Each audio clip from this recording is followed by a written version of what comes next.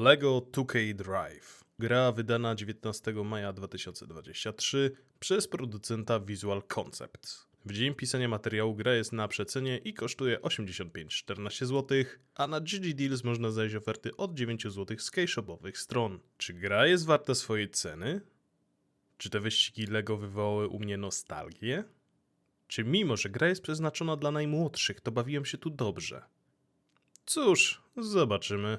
Witam serdecznie, z tej strony KRJ i witam w kolejnym filmie na tym kanale. Dziś opowiem wam o moich wrażeniach z gry. Z gry, o której dowiedziałem się ze subskrypcji Humble Bundle i stwierdziłem, że warto być może spróbować, bo naszła mi nostalgia ze względu na serię LEGO Racers. Początkowo jednak miałem pewne obawy, ponieważ jak czytałem opinie, to często przejawiały się informacje, że jest dość agresywny sklep z mikrotransakcjami.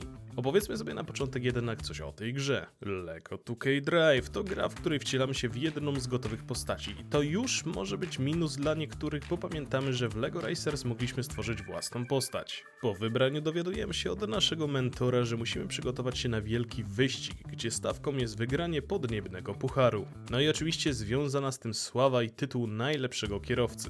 A zatem wybraliśmy postać i mamy możliwość stworzenia własnego pojazdu z dostępnych na aktualny stan klocków, ale i po drodze odblokujemy nowe elementy, które pomogą nam w stworzeniu auta marzeń. Ja jestem kiepski w tworzeniu, więc wybrałem auto już gotowe. Warto nadmienić, że mamy w sumie 3 typy wozów, którymi będziemy się ścigać. Uliczne, piaskowe czy terenowe oraz wodne. Wszystkie 3 typy możemy swobodnie stworzyć sami lub wybrać z gotowego katalogu i podczas naszych wyścigów mogą trafić się wszystkie typy nawierzchni, więc nasz pojazd na bieżąco się zmienia w zależności po czym jedziemy lub płyniemy. W trakcie wyścigów, tak jak we wcześniej wspomnianej starej serii, mamy różne klocki, które dają nam np. tarcze, przyspieszenie czy różnorakie ataki, by spowolnić wrogów i przyznam, że według mnie jest tego troszkę mało. Przydałoby się tego więcej.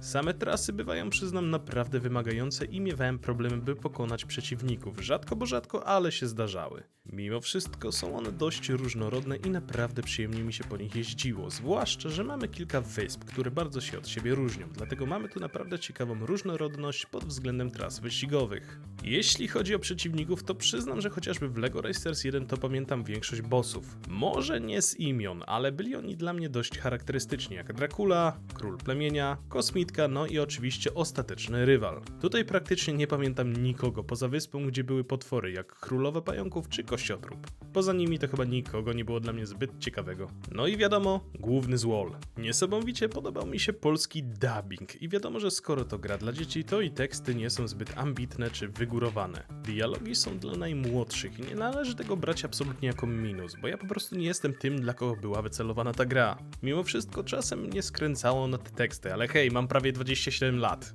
Mamy kilka wysp, po których swobodnie możemy sobie jeździć i wykonywać misje poboczne, dzięki którym możemy chociażby zdobywać nowe elementy. Niezwykle dobrze zwiedzało mi się te miejsca i spędzało tu czas. Włączyło to mój sentyment wobec i klocków LEGO i wobec wyścigów, lecz pytanie, czy jest to dokładnie to samo uczucie, co przy serii LEGO Racers. No nie do końca, bo jedynka była o wiele prostsza i miała chociażby element tworzenia własnej postaci, co też przyniosło mi frajdę. Dwójka natomiast dała nam możliwość swobodnej jazdy i była kompletnie czymś innym niż jedynka, ale nadal mi się podobała. LEGO 2K a LEGO Racers to dla mnie inne podejście do serii i wywołał u mnie to sentyment, ale szczerze mówiąc dalej do mnie przemawia pierwsza część, ale to nie znaczy, że ta gra jest kiepska, bo jest naprawdę przyjemna i grało mi się w to naprawdę dobrze. Trasy wyścigowe mnie usatysfakcjonowały, różnorodność pojazdów jest spora, a i nie mogę narzekać na sam świat, bo jest tu co robić. Przy okazji wspomniałem o różnorodności pojazdów, bo te możemy zdobywać poprzez pokonywanie przeciwników, albo przez mikrotransakcje.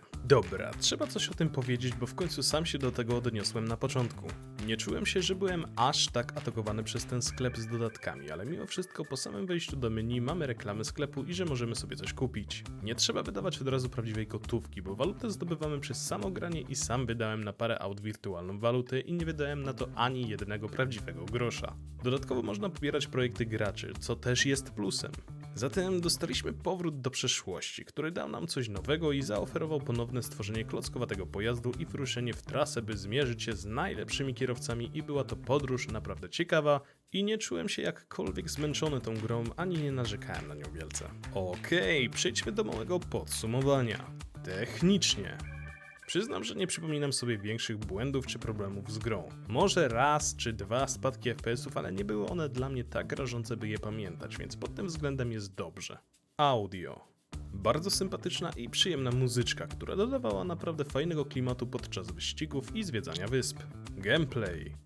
Grało mi się naprawdę dobrze, dostałem solidnego strzała w pysk z napisem dzieciństwo i bawiłem się tu dobrze. Trasy mnie zadowoliły, modele pojazdów ogromnie mi się podobały i same wyścigi były ciekawe. W sumie co dodam, to przydałoby się jakoś bardziej ożywić mieszkańców, bo często stoją i aby wykonują jakieś tańce, co powoduje, że świat jakby wielce nie funkcjonował. Grafika. No cóż, to wszystko to klocki Lego i grafika jest kolorowa i prosta, więc nie mogę wielce narzekać na to. Podsumowując, Lego 2K Drive to gra naprawdę dla mnie przyjemna. Nadal bardziej wolę Lego Racers 1, ale i tak mi się w to grało dobrze. Sklep z mikrotransakcjami, mimo że jest, to nie był on dla mnie aż tak denerwujący. Swobodnie sobie jeździłem autem i nie pamiętam, bym dostawał strzały na pysk z reklamami, więc nie są one aż tak denerwujące. Mimo wszystko zalecam, jeśli ktoś to kupi dla młodszej osoby, by uważać, żeby przypadkiem nie nakupowała jakichś skinów czy nowych aut, bo walutę na nie można swobodnie otrzymywać poprzez samo granie. Całość ukończyłem i nie narzekałem jakoś wielce, także mogę z czystym sumieniem polecić tę gierkę i życzyć powodzenia w wyścigach. Także to tyle. Dziękuję za wysłuchanie, dziękuję za poświęcony czas i życzę miłego grania.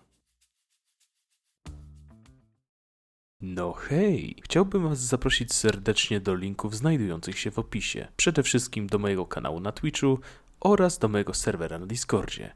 Serdecznie zapraszam i pa!